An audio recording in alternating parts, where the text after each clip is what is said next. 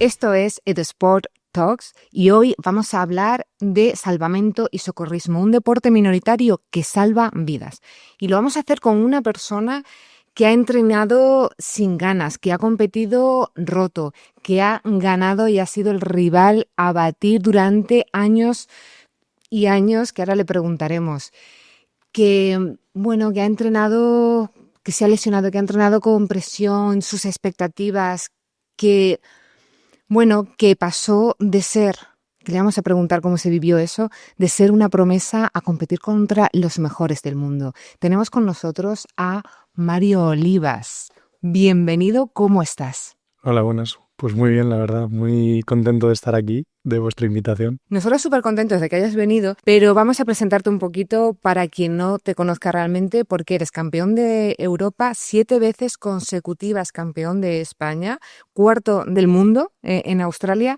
Quiero preguntarte antes de seguir, ¿qué fue lo que rompió esos 7 años consecutivos ganando en España? Bueno, yo creo que una de las cosas más importantes que vamos a hablar a lo largo de la entrevista es lo que rompió, que fue una lesión que sufrí hace 2 años, que fue una hernia discal entre L5 y S1. Me impidió por completo ese verano siquiera levantarme casi de la cama y durante los 2 últimos años estoy viviendo con dolor. De hecho, sigo viviendo con dolor.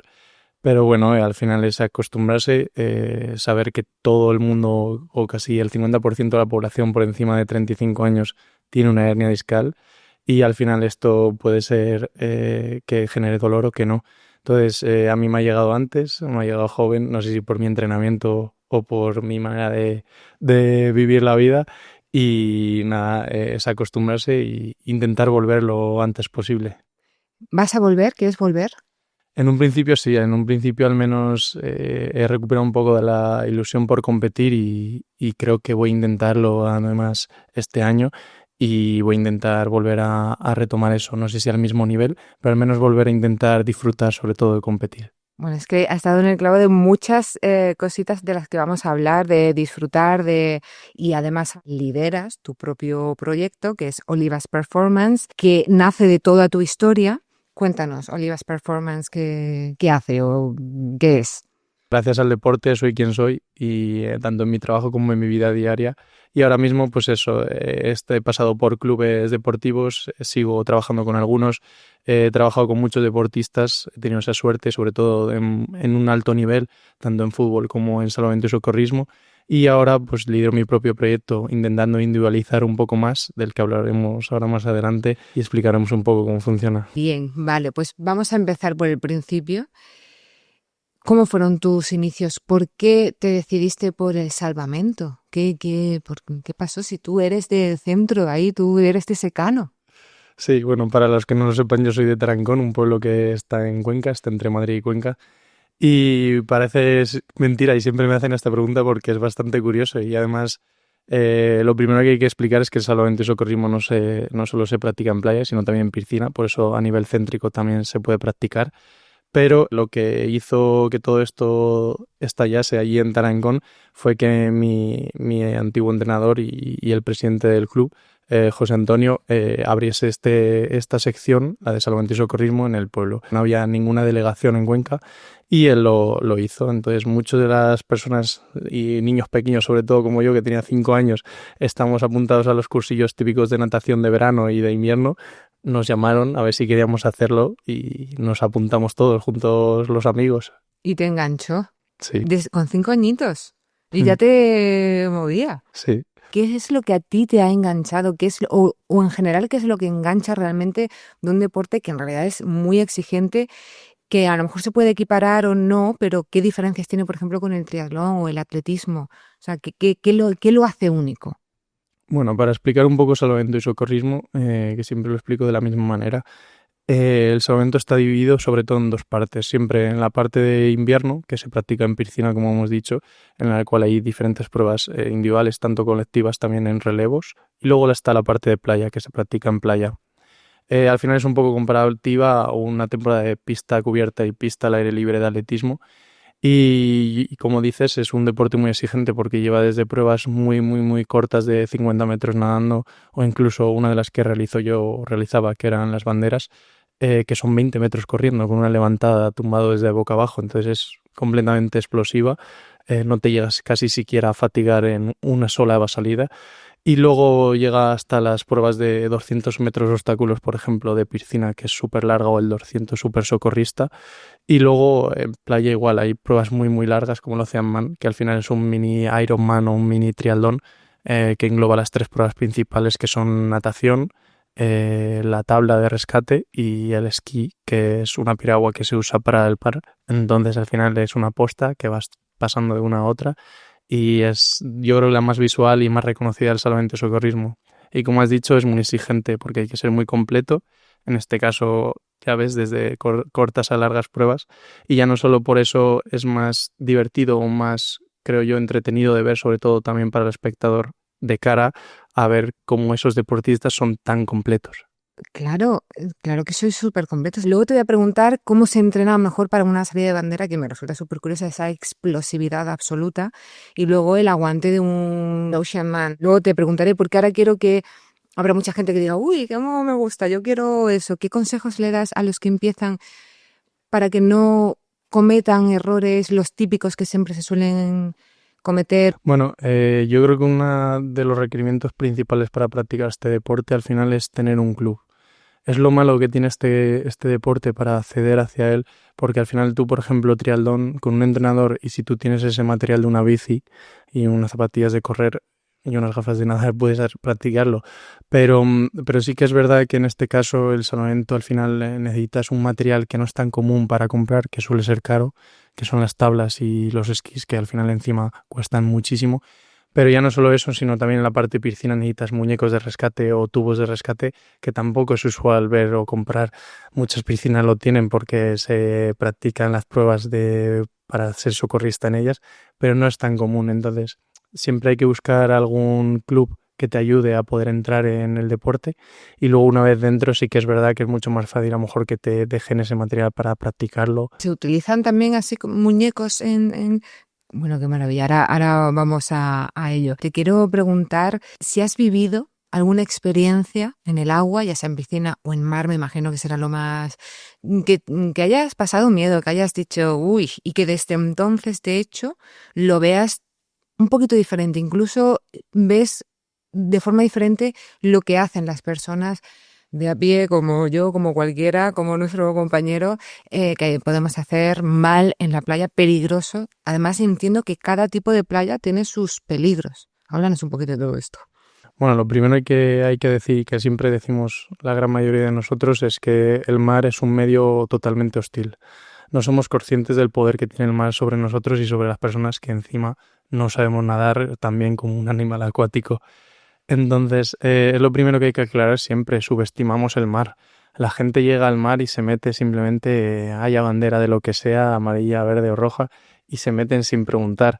No son conscientes de cómo se distribuyen las mareas, que como has dicho dependerá de cada playa y de cada océano o mar en este caso.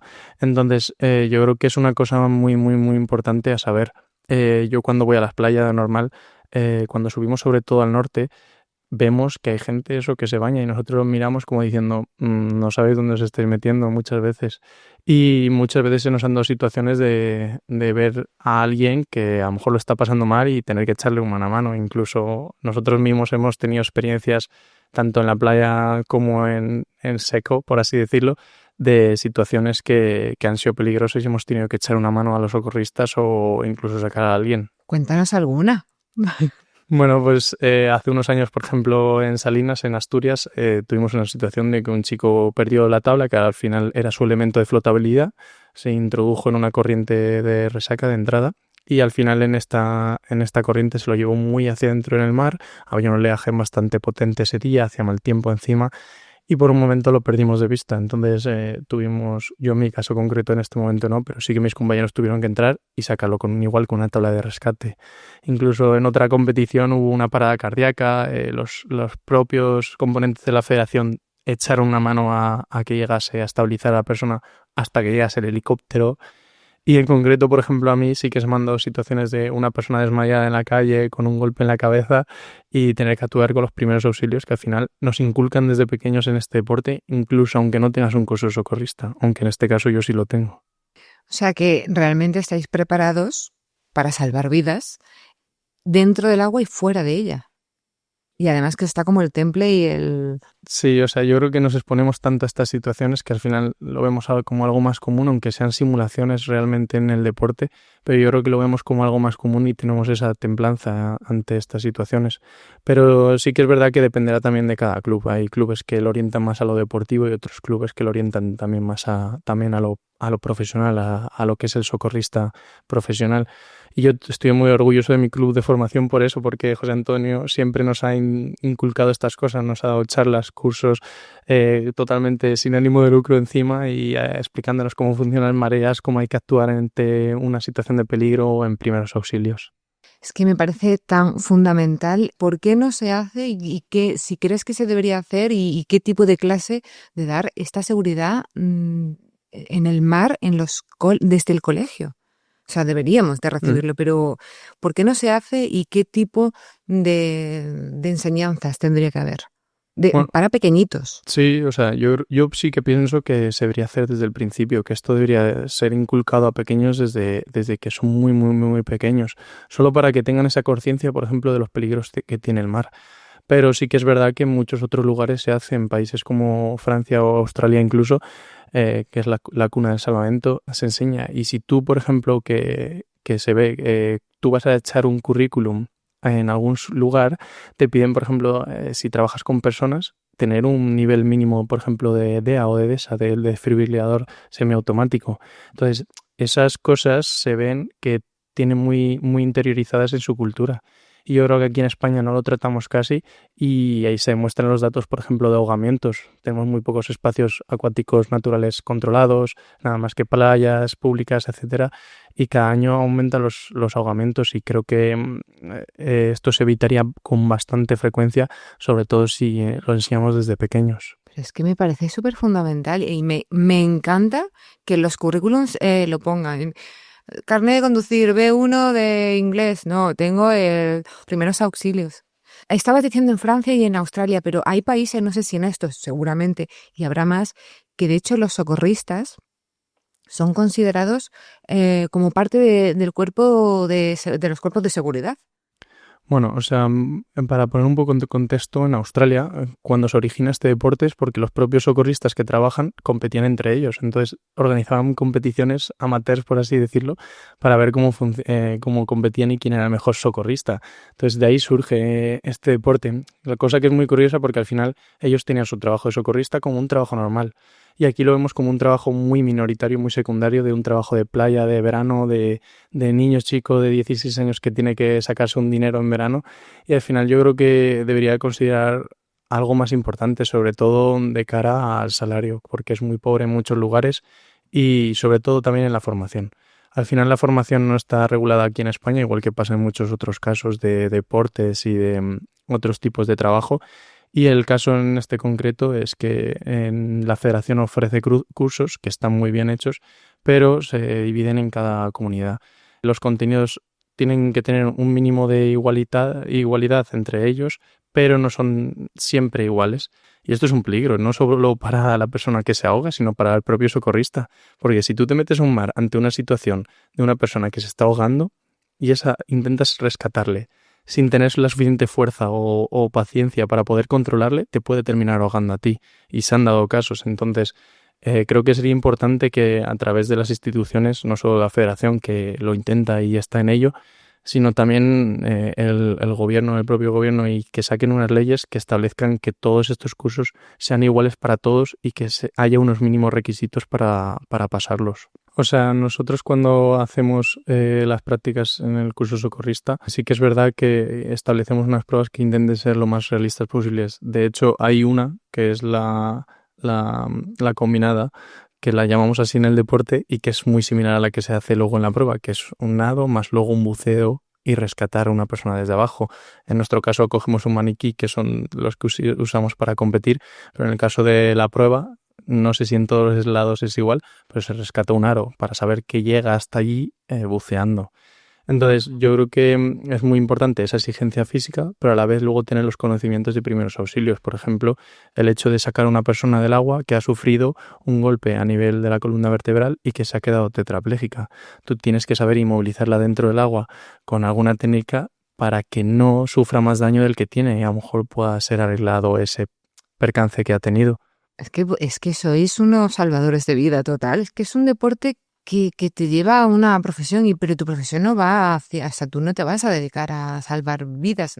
Sí, de forma colateral, por así decir. Pero bueno, no me voy a ir por ahí. Te quiero preguntar, yo pensaba que no era un deporte olímpico, pero creo que ya sí lo es. Bueno, yo creo que toda la familia de Salvamento y Socorrismo aquí en España lo ha celebrado porque, por ejemplo, en Instagram se han subido todo el mundo las historias de que sí, en 2032 en Brisbane, además, coincidiendo que es Australia, obviamente, va a ser deporte olímpico, al menos como trial, como prueba.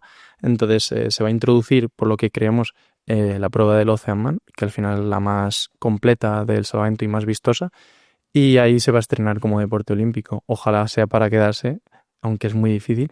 Pero bueno, ya sí que al menos va a dar ese reconocimiento y ese conocimiento al mundo de lo que es el salvamento y socorrismo, de lo interesante que es, de lo divertido que es, lo visual que es. Y yo creo que nos va a ayudar mucho a todos los países en sí a que la práctica se fomente, aumente y a todos los clubes sobre todo a ese crecimiento desde las categorías más inferiores para seguir creciendo como deporte. ¿Crees que de alguna forma eso podría fomentar, ayudar, empujar a esa concienciación en todos los países? Sí, yo creo que sí, sobre todo por poner el ejemplo de Australia. Al final, como hemos dicho, en Australia es uno de los deportes más grandes que existen en el país. Y si tú vas por la calle y ves los autobuses o ves las cajas de cereales de Kellogg's, aparecen los mejores deportistas ahí. Al final son muy famosos. Y yo he tenido el placer encima de conocer a muchos, o sea que es increíble. Pasa que aquí no lo vemos igual.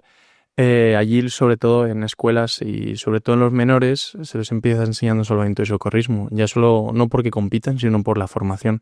De hecho, si tú ves muchos de los deportistas que ahora participan en los Juegos Olímpicos, sobre todo en el ámbito de la natación, vienen muchos de salvamento y socorrismo, o viceversa. Vienen de la natación y terminan compitiendo en salvamento y socorrismo.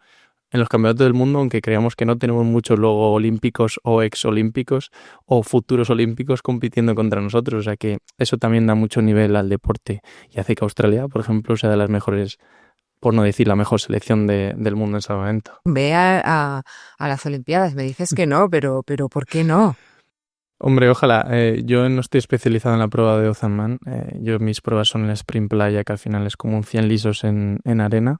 Y aunque en este caso se recorta 90 metros y las banderas. Entonces, si entrase alguna de las pruebas, obviamente que lo intentaría, pero es muy complicado. Al final yo creo que tenemos muchos futuros deportistas muy buenos. Cada año se sube mucho más el nivel. Antes sí que veías mucha diferencia a lo mejor entre el primero, segundo y tercero. Ahora está súper igualado todo. Una final suele ser espectacular. Cuando la llenan con 16 personas es increíble. Todos están súper igualados y yo creo que vamos a tener muy buena representación española, sobre todo en esa prueba, porque se nos suele dar muy bien. Así que a ver qué se Bien, presenta en bien. 2032. Tengo ya ganas de que llegue. Bueno, que venga despacito, que la vida va Sí. a correr mucho, pero tengo ganas de verla. Pero te iba a preguntar que un deportista como tú, ¿cómo en una disciplina minoritaria, cómo se financia? ¿Tú cómo vives? ¿O cómo has vivido? Todos los deportes minoritarios, sobre todo, yo creo que sufrimos esto. La verdad que, como decimos todos y siempre lo vamos a recordar, es gracias a nuestros padres, al apoyo que nos dan, sobre todo desde pequeños, al propio club que nos lleve, si nos da esa oportunidad de, por ejemplo, costear parte de los viajes, de los gastos, y luego, sobre todo, a la federación, a través de la cual conseguimos las subvenciones, y el CSE, que son las que nos lo da. Sí que es verdad que, obviamente, al ser un deporte no olímpico, las subvenciones son menores que las que se dan, por ejemplo, a deportes olímpicos, igual que las ventajas. Lo bueno es que tenemos es que eso, al ser considerado deportista de alto nivel, las ventajas, por ejemplo, en ese caso son prácticamente iguales que los que son deportistas de alto nivel de un deporte olímpico. Yo creo que no lo pagamos todo nosotros mismos, la gran mayoría, sobre todo cuando tenemos que requerir a nutricionistas, fisios, psicólogos. Entonces yo creo que, como todos los deportes minoritarios, nosotros solitos. Yo me lo guiso, Yo todo. ¿Cómo fue para ti ese, ese cambiar de ser una promesa a de pronto verte compitiendo con los mejores del mundo? ¿Qué fue lo que a ti te hizo decir, es que yo puedo, es que estoy a este nivel? Bueno, yo creo que, o sea, siempre lo digo, este cambio fue muy, muy, muy repentino. Yo creo que fue una de las cosas que más me ha impactado en mi vida deportiva, porque yo venía de ser una persona normal en el deporte, o sea, incluso no tenía ninguna medalla a nivel del Campeonato de España, ni siquiera en relevos. Y un día de repente, cuando yo ascendí de categoría cadete a juvenil, yo fui pasando rondas en la prueba del sprint, fui pasando rondas hasta que llegó la final. Yo no me esperaba para nada ganar y que bueno, quedé segundo.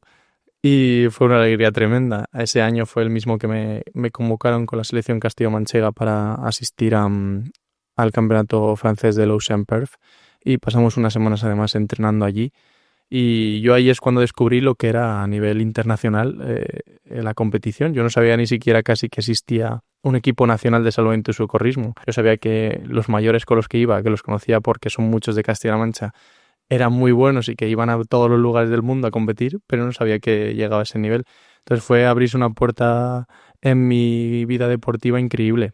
Y fue muy repentino. Al año siguiente ya estaba otra vez compitiendo, ganando ambas pruebas además y viajando a Irlanda y Australia. Entonces, tu primera competición así importante o internacional es Francia. Y para ti supone, digámoslo así, como salir del armario a un mundo nuevo de decir, Dios, esto... Y tú has ganado más que perdido, ¿no? Tú. Bueno, Yo creo que sí, pero no lo sé. Yo creo que sí. bueno, a ver, siempre se dice eso en el deporte, que se pierde más que se gana y es de lo que más aprende. Y, o sea, obviamente yo todos los años que he pasado hasta que gané mi primera medalla de España, en realidad estoy perdiendo, aunque no lo considero perder en sí. Pero sí que es verdad que en cuanto llegué a juvenil, todas las competiciones que realicé en mis pruebas sí que no he llegado a no conseguir una medalla, al menos en sprint.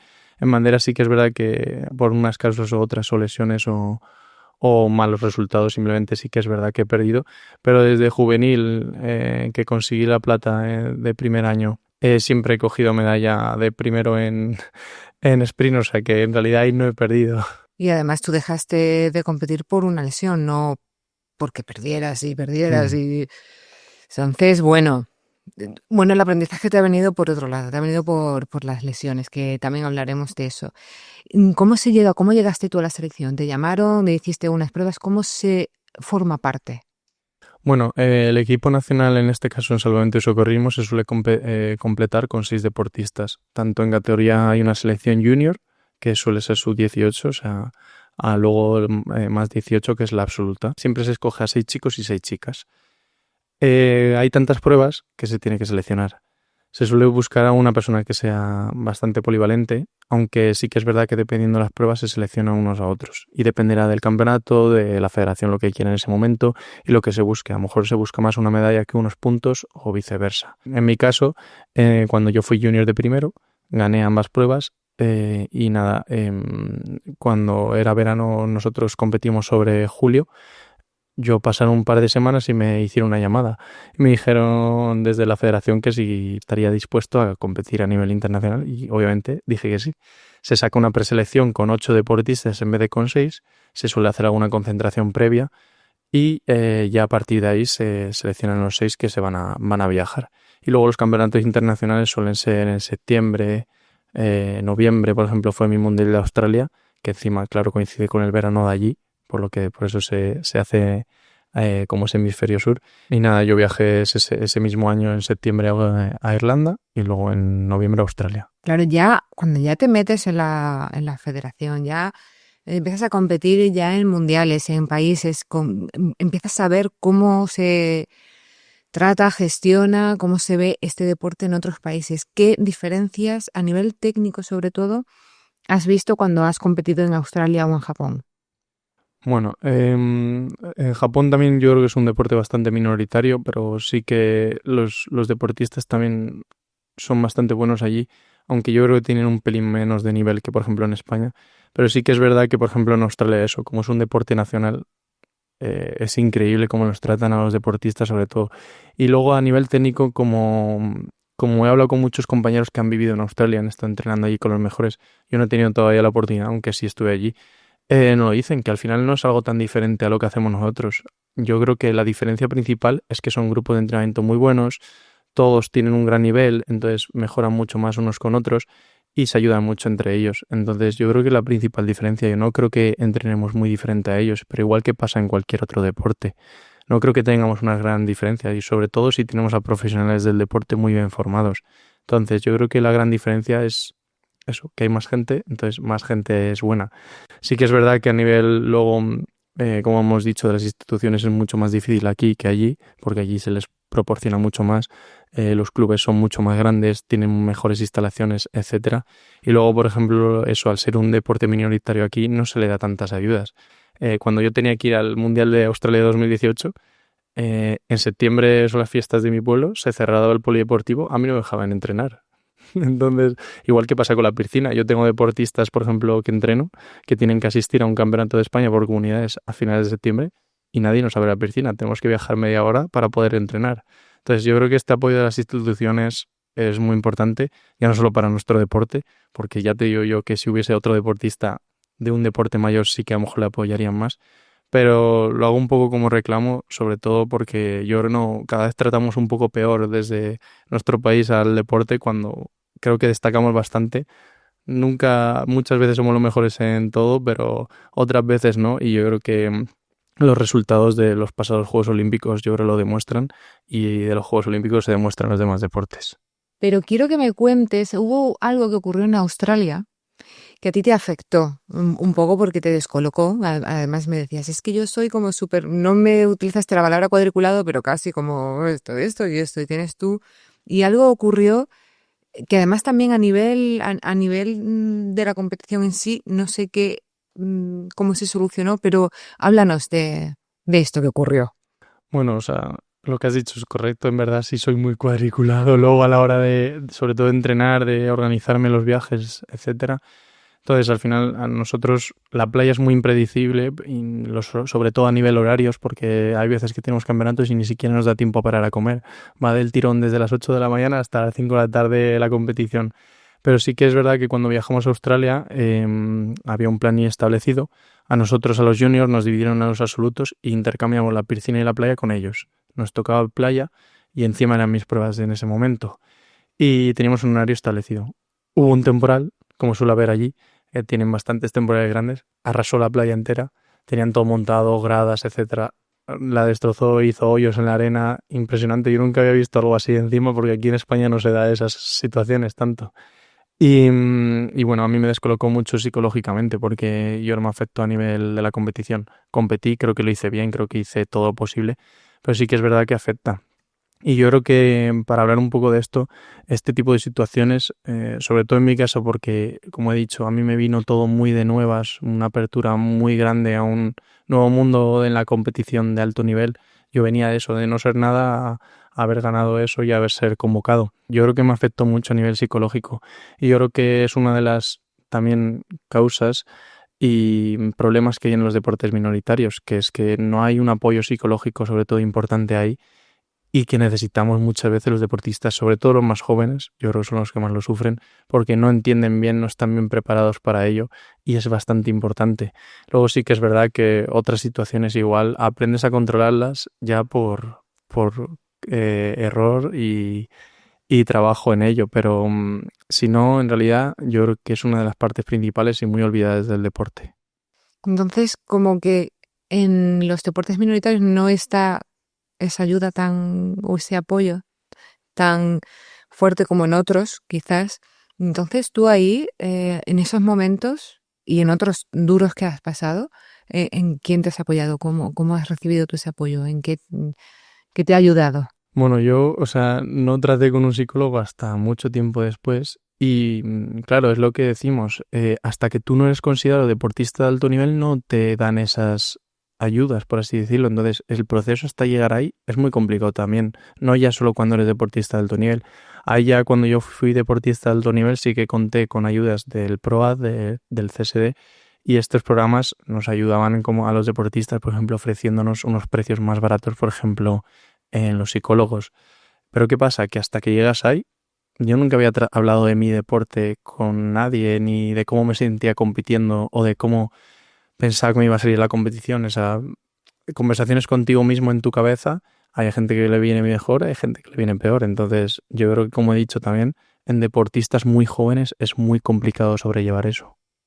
Y tú has tenido, esto me estoy saliendo un poco porque no, pero bueno, tú has hecho algo, has recurrido a algún tipo de técnica, herramienta, pues, hombre, yo siempre pongo el super ejemplo de, por ejemplo, la visualización de Michael Phelps, que es como súper tal, pero bueno, está el mindfulness, la meditación, el no sé, que puedes, no sé, caminar, nadar en realidad, Sí. pero ¿tú qué haces? A ver, yo creo que, como hablamos además, la figura del entrenador es prácticamente la más importante para un deportista, porque cuando fallan estos otros componentes de un cuerpo técnico, por así decirlo, que puede ser el psicólogo, el fisioterapeuta o el nutricionista, que aunque el entrenador no puede ejercer de ninguna de esas, siempre intenta meterse ahí y echar una mano. Y todas estas técnicas, a mí antes de que me las enseñase un psicólogo, que luego me han enseñado muchas otras muy buenas, yo las aprendí a mi entrenador y me decía, visualiza, visualiza cómo va a ser. Yo una de las cosas que más hacía, sobre todo, es visualizar.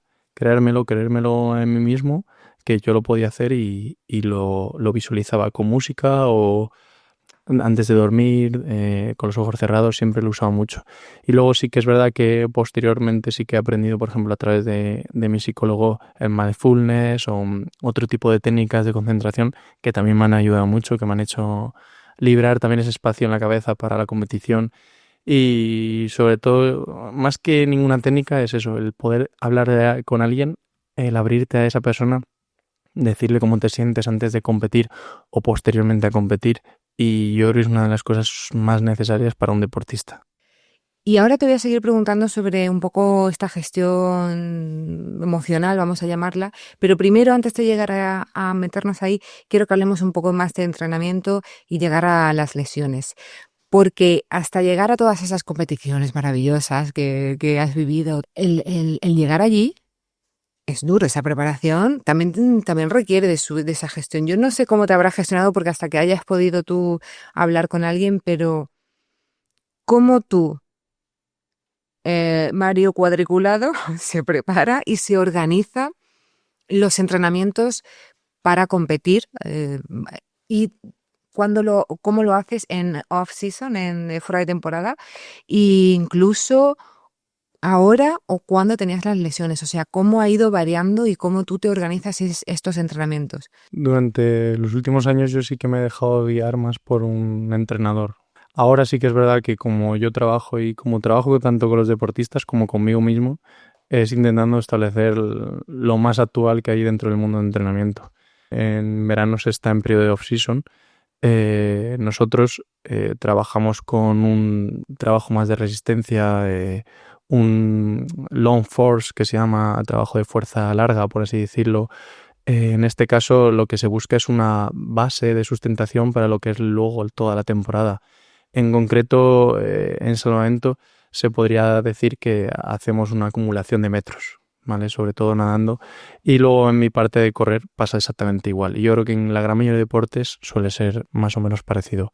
También siempre en este off-season se hace una recapitulación de lo que ha sido la temporada anterior, se busca esos problemas de lesiones sobre todo también que ha habido y se trabaja sobre ellos, sobre todo para prevenir y para evitar que haya excesos durante la temporada, que cuando llegue un momento de high, de alto, no tengas esas lesiones y además que esa acumulación valga como base para que puedas aguantar incluso más de lo que tu cuerpo aguantaría de normal.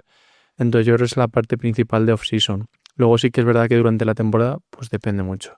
El salvamento, como hemos dicho, es tan completo que claro, tienes muchas competiciones a lo largo del año. Tienes desde diciembre el primer campeonato de España, que es el individual, hasta luego julio, que tenemos los campeonatos de España. Entonces es muy seguido. Luego en septiembre igual el comunidades. Entonces prácticamente no hay tiempo para descansar. Sí que es verdad que se intenta establecer, y como lo hago yo o como lo hacen la gran mayoría de preparadores físicos o educadores físicos deportivos, es establecer un macrociclo anual, ver cómo se establece la temporada, ver los objetivos principales de competición y luego a partir de ahí se establecen los entrenamientos.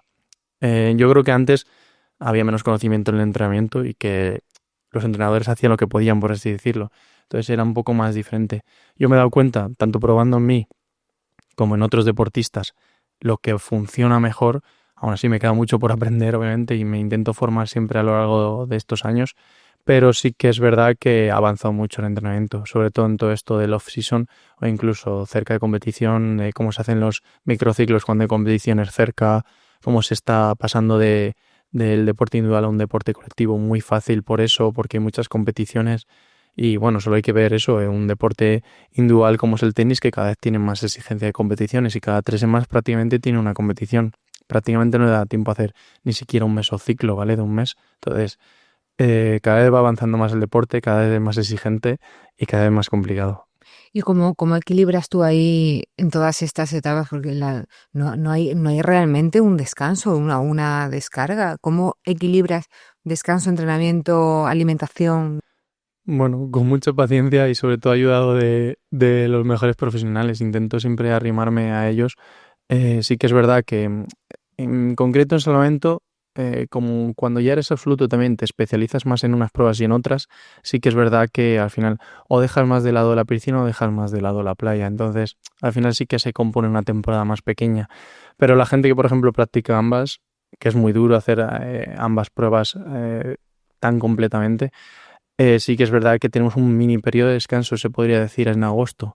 Aunque es claro, si eres convocado con la selección, tanto en la nacional, que compites luego en septiembre, o incluso con la de las comunidades para competir en el Campeonato de España por comunidades, tampoco tienes ese descanso. Entonces, ¿qué se establecería? O hay en agosto para los deportistas que no son convocados, o después de septiembre, después de ese Campeonato de España por comunidades, que suele ser lo último, ya en octubre. Porque claro, tienes que estar pendiente que en noviembre empieza la pretemporada y en diciembre ya estás teniendo un Campeonato de España individual.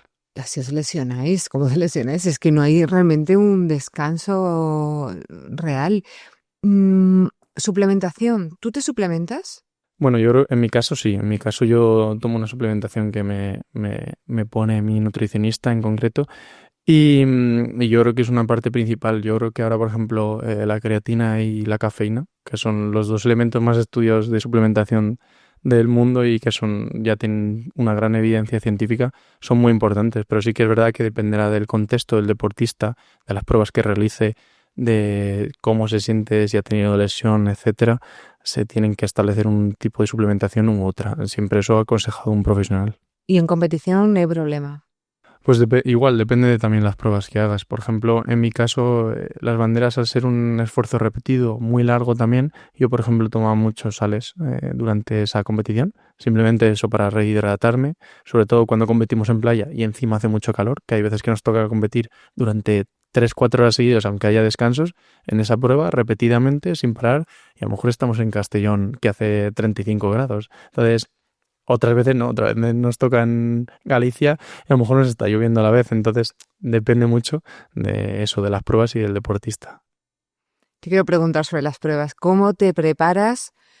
Porque hay muchas pruebas muy diferentes y yo quiero saber qué tipo de preparación requiere, pues por ejemplo, la prueba de banderas, con esa explosividad absoluta que es que... A ver, en concreto la prueba de banderas, al final, como he dicho, es una levantada, que al final es un press, banca, por así decirlo, porque empujas con los brazos, y luego te das la vuelta y corres 20 metros hasta coger un palito, y en el cual ese palito se va eliminando de uno en uno los deportistas, a veces si hay muchas personas, de dos en dos, hasta que quede uno. Entonces, esta prueba, por ejemplo, en un campeonato regional puede tener 10-15 rondas, hasta un campeonato internacional que puede llegar a tener 30 si hay mucha participación, o un nacional que suele haber más incluso. ¿Cómo se prepara? En concreto, las banderas tienen un componente muy principal que es el gimnasio, porque necesitas tener mucha fuerza de empuje para levantar tu propio cuerpo, tu propio peso y poder girar sobre él. Entonces, aparte de eso, hay que trabajar mucho esa explosividad en trabajo de tren superior, esa reactividad también para reaccionar rápido, porque al final son microsegundos lo que te diferencia, y luego una resistencia a los esfuerzos repetidos de corta duración, que son 20 metros, como hemos dicho, que aunque no generes, por ejemplo, ácido láctico por la acumulación, sí que se genera una fatiga, entonces esfuerzo repetido de resistencia. Pero esto además se hace en arena, ¿verdad? Sí. ¿Cómo entrenas eso? ¿Tú te vas a la playa o cómo entrenas para correr en arena? Es igual, es una pregunta que me suelen preguntar, porque es muy curioso que un chico de Cuenca esté entrenando sus principales pruebas de playa. Pues sí que es verdad que durante gran parte del año intento pasar, sobre todo en verano, en la playa para entrenarlas, pero sí que es verdad que al final no es tan necesario en concreto. ¿Por qué? Porque, a ver, para una salida, por ejemplo, de las banderas, que es muy técnica, usamos o fosos de arena o campos de vóley, entonces al final es algo parecido, aunque a veces esa arena duele más que, que la de la playa porque suele ser más áspera. Pero bueno, en concreto yo trabajo sobre todo mis pruebas en una pista de atletismo, al final es la carrera es lo principal, y luego un gran trabajo igual en gimnasio porque al final es velocidad. Y luego sí que es verdad, por decir un poco sobre las pruebas de agua, igual, al final necesitas una piscina, necesitas una preparación muy parecida a lo que es la natación, pero luego implementando estos elementos que son el tubo de rescate, el maniquí, las aletas y las partes de playa, igual necesitas ir al mar para poder usar la piragua, la tabla, etcétera. Es que te iba a preguntar, de hecho me la he apuntado de así que he dicho, a ver si me entero luego de lo que he escrito. Pero me he apuntado, ¿cómo se entrena las corrientes? Porque tú has dicho que llegamos allí, entonces tal, y hay una corriente. ¿Cómo tú entrenas una corriente? O sea, para estar preparado para cuando realmente estés haciendo la prueba y que te enfrentes a ello. ¿Cómo se trabaja, cómo se entrena fuera del agua lo que luego ocurre dentro? Bueno, yo creo que lo principal es aprender cómo funcionan. O sea, nosotros tenemos gran profesionales con los que yo trabajo además que enseñamos sobre todo a los niños pequeños cómo se reconocen estas corrientes, cómo se ve dónde está la espuma, que es la de salida, cómo se ve la de resaca y entra hacia adentro, que es donde no hay espuma, por ejemplo. ¿Qué pasa? Que muchas veces, en vez de usarlas con peligro, las usamos para beneficiarnos. Entonces, a lo mejor, si tú tienes la salida en la arena, justo delante donde está la corriente de salida, donde están las espumas, las olas que te echan hacia afuera, a lo mejor en vez de entrar directo hacia ahí, te sale rentable más correr un poco unos 150 metros, unos 100 metros, unos 30 metros donde esté hacia la izquierda, aunque te alejes del punto donde están las boyas, porque corriendo te mueves más rápido que nadando, aprovechar esa corriente de entrada para sacarle ventaja a los demás. Entonces, yo creo que sobre todo se aprende una de primeras visualizándolo y que alguien te lo explique, alguien con sus conocimientos, y luego aparte de ello, estando mucho tiempo en el mar. ¿Cómo se coge la sensación de estar sobre una tabla de surf?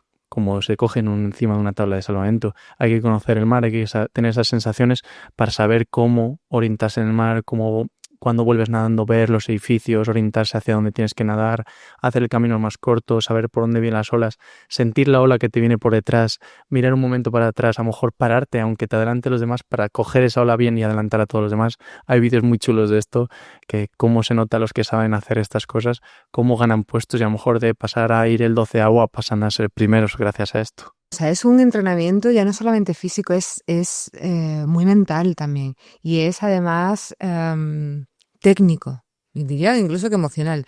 ¿Qué es lo más duro para ti? ¿Qué tipo de entrenamiento es el más duro? ¿El físico, el mental, el técnico, o el llevar la gestión estupenda de tus emociones?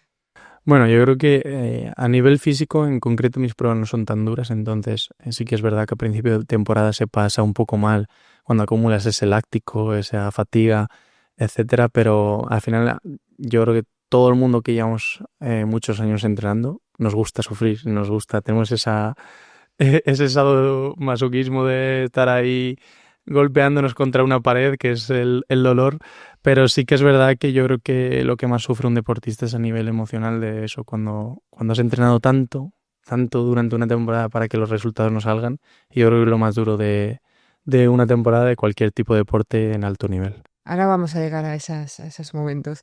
Pero estabas diciendo lo que gusta es el dolor, por así decir, ¿no? Pero ¿siempre se disfruta? ¿O qué eres capaz de ver cuando dejas de disfrutar y qué haces? Hmm. Hmm. Bueno, sí que es verdad que hay muchos deportistas de muchos deportes que lo han dicho. Un ejemplo muy bueno y que siempre digo, y es uno de mis libros favoritos, es el de Andre Agassi, del tenista ya retirado, que él le comienza el libro diciéndolo, que él nunca ha querido hacer tenis y ha vivido de ello, y ha sido el mejor del mundo, ha sido top 1. Entonces, ¿hasta qué punto es una obsesión más que una diversión? Yo pienso que sí, que desde pequeños, cosa que no se enseña, por ejemplo, tanto en España y sí en otros países igual, debería aprenderse a disfrutar del deporte. Lo primero es eso. Yo sí que es verdad que tuve unos años en los cuales me obsesioné mucho con eso, con ganar, con llegar otra vez a la selección, de estar ahí siempre presente. Y sí que es verdad que no lo disfruté tanto. Al final yo creo que otra cosa que a mí me pasó es que yo no tenía un grupo de entrenamiento, entonces yo entrenaba solo. Es muy difícil entrenar solo, sobre todo cuando no tienes a nadie que te ayude. Trabajo con un entrenador online que está a muchos kilómetros de mí, entonces es complicado. Y sí que ahora pues lo disfruto mucho más porque tengo un grupo de entrenamiento. Yo creo que todo el mundo necesita eso, personas que se apoyen, y yo creo que es lo principal. Sobre todo si quieres competir bien es disfrutar del deporte. ¿Tú te has exigido a ti mismo más en los momentos de éxito o en los momentos duros? A ver, yo creo que los dos han ido acompañados porque a la vez que tenía mucho éxito, sí que es verdad que a lo mejor sufrí una lesión de repente y entonces todo ese éxito se desvanecía y me exigía volver, pero igual que me exigía para competir. Entonces yo creo que en ambos me he exigido bastante. Sí que es verdad que nunca he sido de tirar la toalla, pero sí que es verdad que ha habido muchas veces que he tenido esos pensamientos de ¿para qué seguir si me voy a volver a lesionar, etcétera? Entonces, pues sí, es una parte del proceso del ser deportista, que no soy el único que se lesiona, todos nos lesionamos. Hay gente que más, hay gente que menos. Yo me lesiono bastante, soy de cristal, pero bueno, en concreto esto yo creo que es un proceso que como deportistas y con ayuda de profesionales igual se debería aprender desde el principio lo máximo posible. ¿Y tú crees que te has lesionado más porque a lo mejor la cabeza la tenías o la tenías demasiado? Puede ser, a ver, al final las lesiones son multifactoriales. Obviamente el componente emocional y psicológico tiene una gran parte que ver ahí. Sobre todo, por ejemplo, en lesiones como el de la del ligamento cruzado, ya se sabe que a nivel nervioso rompe casi a 0,05 milésimas de segundo de tocar el suelo. Entonces, es una lesión que es por trauma, o sea, por traumatismo de golpe o por, en realidad, porque el cuerpo cede ahí, por una sobrecarga o por, en realidad, eso, por estar sobreestimulado o por varios factores cognitivos que están a la vez. Entonces, ¿por qué es? Pues puede ser por muchas razones. Entonces, yo creo que sí, que la cabeza tiene un gran trabajo, por eso creo que hay que trabajar mucho con psicólogos y con profesionales de la salud en este caso. Y aunque lleves todo al milímetro como lo llevaba yo, entrenamiento, nutrición, psicología en esos momentos, pues terminarte lesionando igualmente. ¿Tú crees que en tu caso tus lesiones han sido más por? Es muy difícil saber. Es que he tenido tantas, o sea, he tenido muchas. ¿Cuántas has tenido? Bueno, no he tenido tantas, pero sí que es verdad que las más traumáticas, pues algunas han sido eso, traumáticas, por ejemplo, una luxación de hombro, al final es un evento traumático que es un golpe. Entonces tú al caer apoyas la mano de una manera que a lo mejor la musculatura no está activada de la forma que debería estar, entonces se luxa. En cambio, otras que he tenido, he ido haciendo una salida, rompe el isquio y es una prevención. El isquio al final cuando rompe suele ser por una descompensación que lo que hace es romper antes de que haya una rotura más grande o una elongación en la cual se contrae muy fuerte el músculo y por eso rompe. Entonces, pues dependerá del momento, dependerá de la situación y dependerá del tipo de lesión. Hay una lesión que antes de lesionarte, algo pasó, ¿no? En tu familia. Yo te dije, a lo mejor era por ahí. Tú has competido roto sin saber que estabas roto. Sí, bueno, en 2019, antes del justo el europeo de Italia, yo tuve que viajar sin asistir al entierro de mi abuelo. Entonces, yo creo que es una cosa que a mí a nivel psicológico no me afectó tanto en ese momento, pero sí que es verdad que yo creo que en el subconsciente eso está ahí. Entonces, justo dio la casualidad que nunca me había roto en nada internacional y en esa competición me rompí. ¿Podría ser por eso? Pues puede ser. Yo no tenía ninguna mala sensación, de hecho estaba bien. Y bueno, gané el sprint, pero al día siguiente tenía las pruebas de las banderas y justo en la última salida antes de terminar el calentamiento y empezar a competir, rompí. Pues sí, puede ser.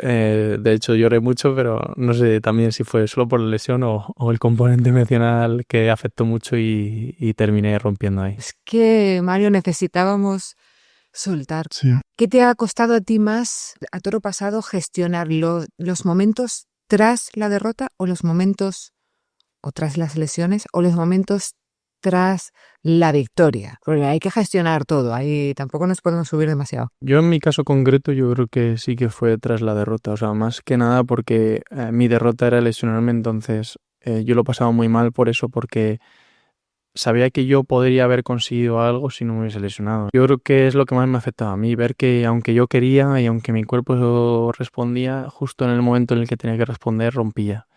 Entonces es muy feo porque como que te arrebatan algo que tú no eliges, las lesiones tú no las eliges. En cambio, las victorias tú las has conseguido y tú eliges cómo actuar después. Yo creo que sí que lo he sabido gestionar bien. Obviamente la presión es mayor cada vez que ganas más porque necesitas seguir ganando si quieres seguir siendo la misma persona. Y yo sí que me aplicaba mucha presión, pero no creo que lo gestionase mal porque obviamente tenía miedo a perder, a no competir bien, pero bueno, yo creo que al final, como demostré los últimos años que yo competía, lo supe llevar bien, seguía compitiendo y ahí sí que empecé a disfrutar bastante. Y con las lesiones, quiero así como para casi terminar hablar de ellas un poquito más. ¿Qué lecciones te han dejado? Supongo que muy disfrutables no han sido, pero lecciones sí habrás sacado. ¿Cómo las has afrontado?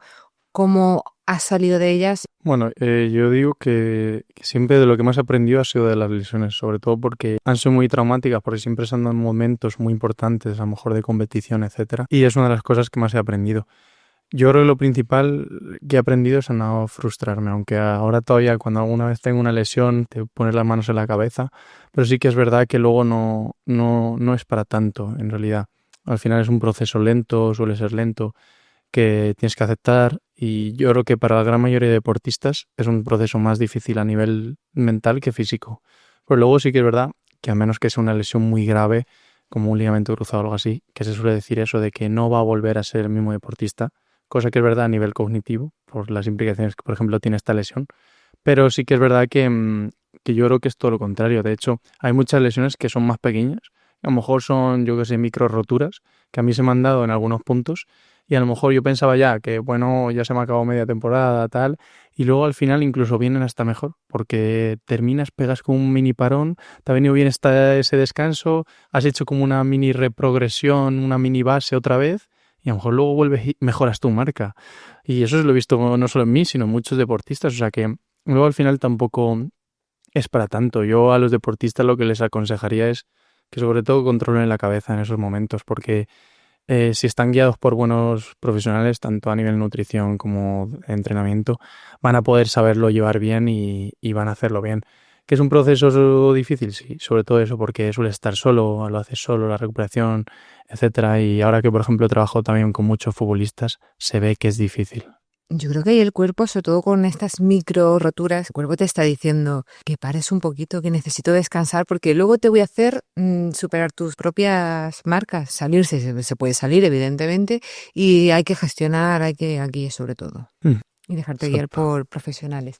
De todo esto que nos has contado, de toda esta trayectoria, que para lo joven que eres es como muy mucho, ¿no? Has vivido un montón de Sí. cosas.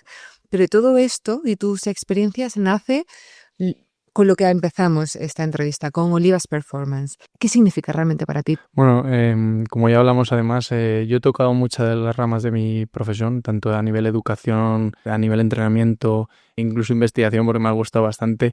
Y ahora hice el máster en gestión de dirección de entidades deportivas y me gustan mucho todas las partes que me engloban al deporte. Pero sí que es verdad que el gusanillo desde pequeño siempre ha estado en el entrenamiento porque me gusta más que por otra cosa, más que a nivel profesional, aunque lo ejerzo actualmente a nivel profesional.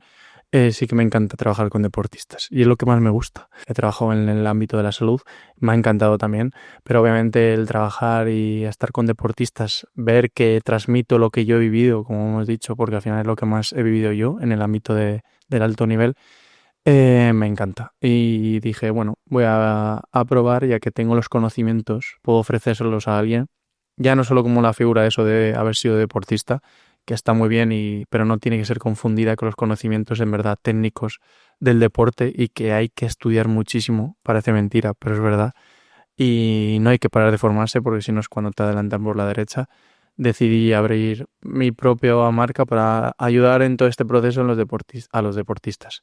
Y no creo que sea solo en el proceso ese de cómo entrenar, sino luego me gusta mucho profundizar con ellos a nivel eso mental, de cómo se sienten con lesiones o cuando tienen que competir o aportar ese granito de arena de cómo es. Además, Me gusta mucho, por ejemplo, a los niños pequeños cuando hacemos algo explicarle por qué funciona así. Es una de las cosas más satisfactorias que tengo en mi trabajo. ¿Tú crees que intentas o vas encaminado a dar o pretendes dar como ese apoyo que quizás tú a lo mejor no recibiste?